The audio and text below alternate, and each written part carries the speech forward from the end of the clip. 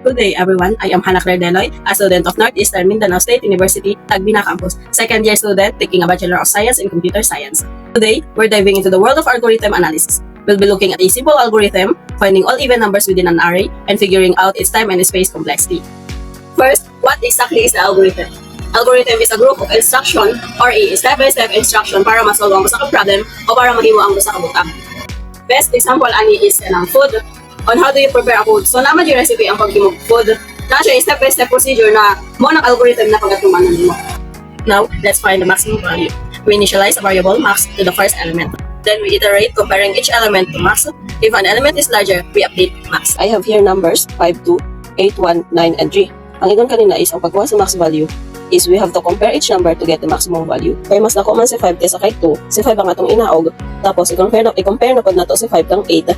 Kay since mas dako si 8 kaysa kay 5, 8 ang ato ang inaog. Compare na pod nato si 8 kay 1. Mas dako man gyud si 8 kaysa kay 1, si 8 ang atong kuhaon. Compare nato si 8 kay 9. Ana kanina nga if an element is larger, we update max.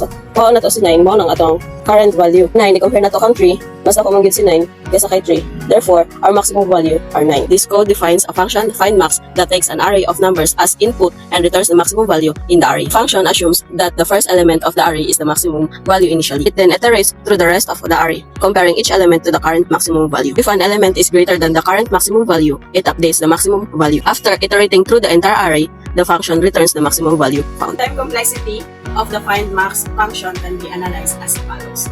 First is initialization of max value takes constant time O of 1.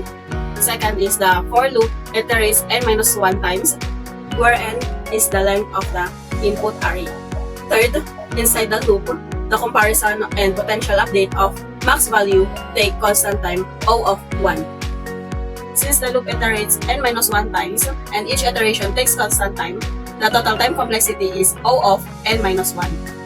However, in big O notation, we typically ignore lower order terms and focus on the highest order term. In this case, the highest order term is n, so we can simplify the time complexity to O of n. Therefore, the time complexity of the find max function in the worst case is O of n, where n is the length of the input array. That's it for this video on time and space complexity of the find all even numbers in an array algorithm. I hope you now have a better understanding of how to analyze the complexity of algorithm and how to explain it in a clear and concise manner.